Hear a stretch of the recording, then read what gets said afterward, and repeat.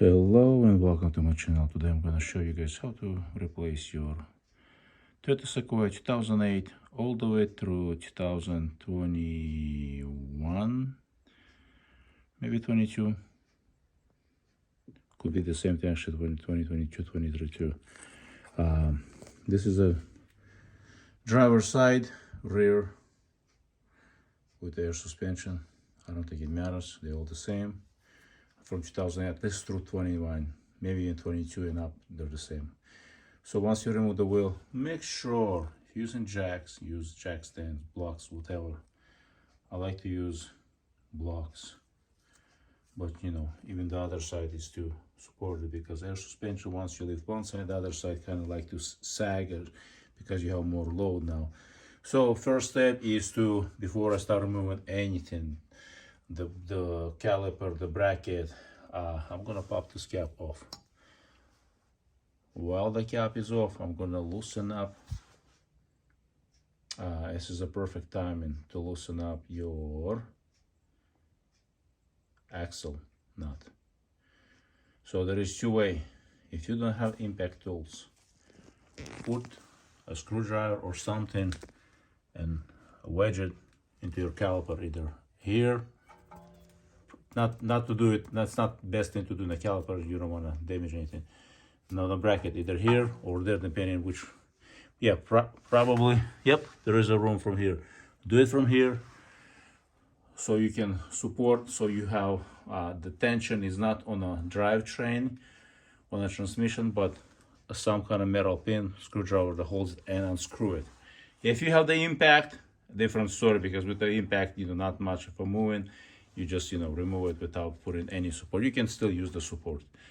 Put the support, remove the cap, unscrew the nut. Once you unscrew the nut, then remove the caliper bolt, and then next step is to remove the rotor. Rotor might not come out. You might have to pull the rubber O-ring, and either up or down there is a wheel, so you can release the brake shoes from the drum so you can slide it off. So that's how it's supposed to be done. As you can see, I removed the cap. Since it's never been removed before, let me give you some details. This is how you punch it until it kind of bend, and then go around the edge and kind of, using screwdriver or some other tool, kind of push it off, trying to open up like a can. And then, so you can see everything is brand new because it's never been replaced or opened before. So now we're gonna unbend cotter pin, remove this, find the correct socket, and remove the socket. At 5 o'clock there is a hole, cap with a rubber plug. Don't lose that plug. Remove it. There is a wheel. Put the screwdriver and keep unscrewing either up or down. I don't recall this moment until the rotor become loose. You release the brake drums, and then you would have to readjust them again. So drum comes off. You don't have to remove the brake pads for the parking brake. And before you remove the bolts for the wheel hub, remove your sensor, wheel speed sensor. Remove 2 bolts. You can leave everything connected, but be careful not to damage anything. You know, make sure you just apply enough penetrating oil and just wiggle it, and if it's not coming out, spray more, because my car is, you know, almost 11 years old, and as you can see, the rust belt, and it's clean because I spray undercoating every year. So the sensor and the suspension, as you can see, everything is clean because I spray everywhere, so it gets to the points where it will not get stuck and corroded. But if you live somewhere where there's a rust, or the rust salt, then you might have trouble getting out. So take your time and be patient. Now I'm gonna start removing bolts from the back and see then what's the next step. Easiest way to separate the axle using a puller.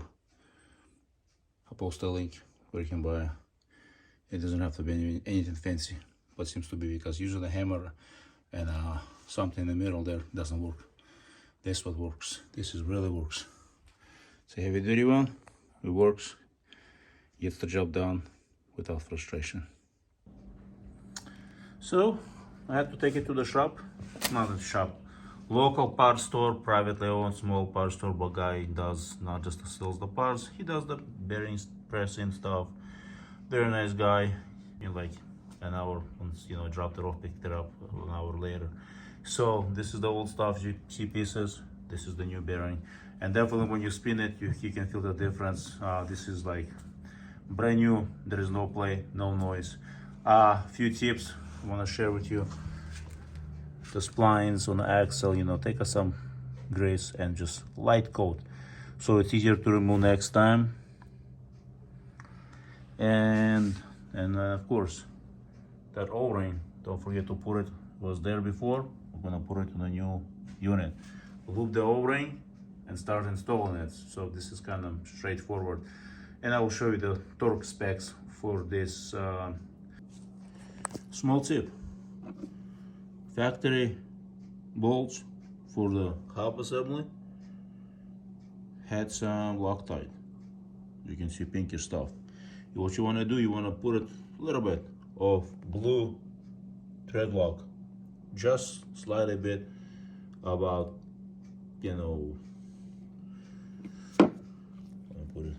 about right there, to prevent from bolts coming loose. Because if you don't use blue, use some other stuff, because this is removable. The other stuff will be permanent. Other thing, when you install this hub, you try to push it in so it slides on the axle, it would not. Use a nut that came with it. By hand, don't use torch. Drive it and push it in all the way as much as possible so you can start your bolts. See, one is started right there. I'm going to put the other ones. Start the bolts, and of course that one does not have a thread lock yet. I'm gonna start the other ones, and then that will be the last one. You know what I mean? One by one, so I can get this going. So to torque those bolts on the hub assembly, axle hub bearing, there's 4 bolts, 64 foot-pounds, and then the axle itself is torqued to 251 foot-pounds, as it's shown in the picture. So when you're torquing those bolts on a hub assembly, just don't torque 1 to 64. Torque them evenly. Get them all snugged to pretty much where you want to start torquing to 64, and then start torquing one cross from each other. That one, then this one, then that one. Don't do in a clock pattern. This will help the seat and making sure it's all secured properly. After snugging up the knot, making sure until it stops. Until it stops, then you torque it later to the specs that I provided. Now time to insert the sensor. See the sensor? I applied enough lube. Yes, clean the sensor up and apply fresh multi-purpose grease right there. Don't be afraid to go crazy with the O-ring, but clean the old stuff first. Why? Because this is where all the rust begins. You see the hole right there? You see how much it's starting to rust?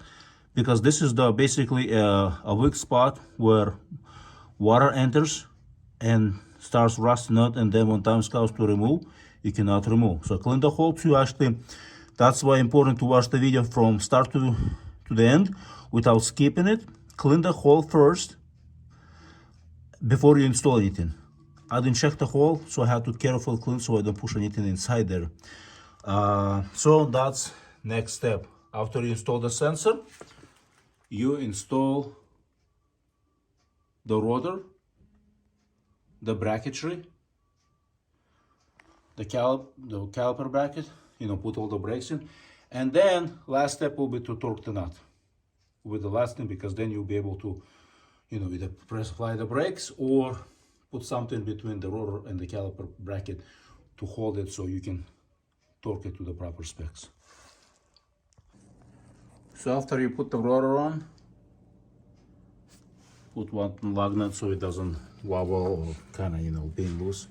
Hold the roller in place, put the bracket. You can put it with brake shoes. Put the lug nuts. Put your bolts in 17-inch. Something I wanna mention. This lower bolt, it's very difficult to get to it with a ratchet. Not much room because of this here. So what you wanna do, use this, I call them stackable sockets. I'll post a link. Very handy set, and I'm thinking of getting another one because these are just like the ultimate sockets anyone can buy for the price, and they're very good sockets. So I should be able even to fit a torque wrench, not just, you know what I mean, regular ratchet. So that's the next step. Torquing these bolts for the bracket is, let me show you, 70 foot-pounds. Okay, so you're gonna ask me, what about the pins? And this is for the pins, 65 foot-pounds. Since they're both 17-inch metric, the bolts for the socket, so it seems to be very close. That's the next step.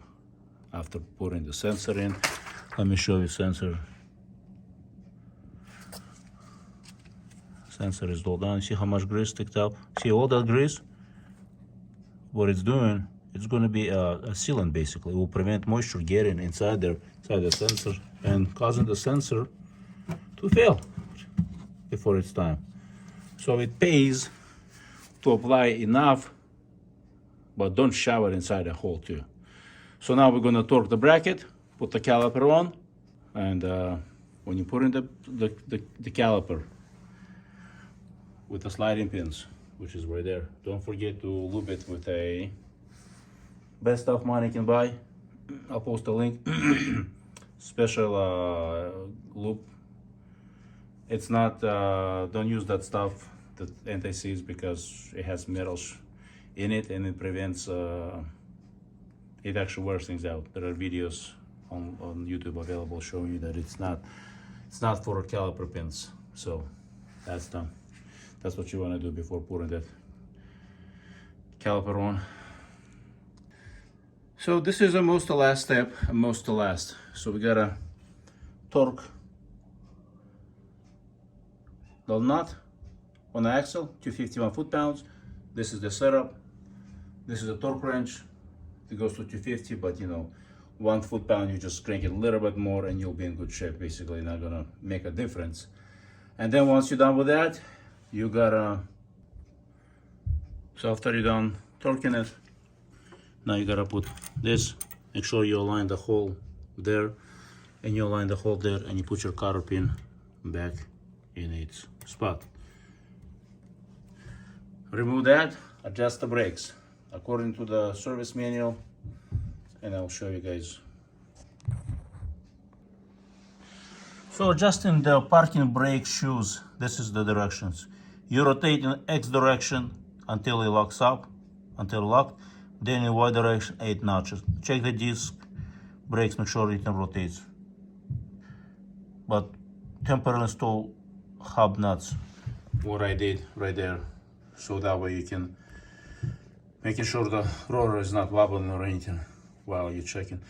And after you're done with that, don't forget to cap it and put this cap back, or you can put it now before you do anything. So that's how you replaced your, and of course after you're done, test drive it, making sure everything is good.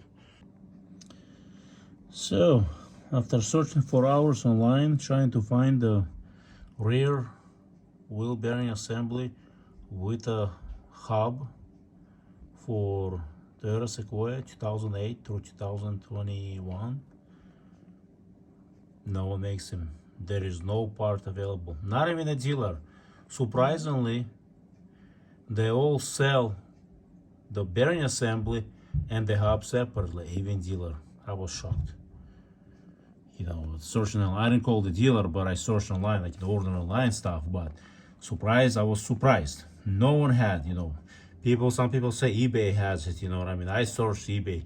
I could not find, I checked every seller on eBay, every company that I could find, you know, I spent hours trying to find if there is a whole assembly without, you know, pressing it out and then pressing in a new bearing.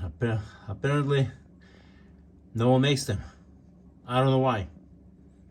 There is a demand because they make the bearings for it. You know what I mean? If there was no demand, if they would not be going bad, there wouldn't be no one would make the bearings for it. But there's so many companies that make bearings, but no one makes as a full assembly. So the best advice I can give you guys: buy the bearing that you like. Original bearing was a coil. How about the coil brand? I don't know if it's the best or not, but I decided to give it a try. Did noise go away after driving for a couple weeks? The noise went away instantly. Did not come back. So we did fix left side bearing. Why did the left side bearing went out so quickly? Well, because you have fuel tank. You have more weight on the left side than the right side on a regular basis. That's why. There is no balance of weight. Weight is not distributed evenly. That's why. Plus you have a transfer case on the left side, you know what I mean, handing over to the left side. So you have a battery more on the left side. So you have more weight on the left side, including the driver on the left side, you know, if he drives alone. So that's the reason why it went out. So my advice is to find a shop, a place. I found it, a parts store where they would give him the parts. He could have ordered the parts for him because he sells the parts, you know, small private auto parts store. You know, support your local companies. That's the best thing you can do, because these are the companies that's going to help you out when you need the help.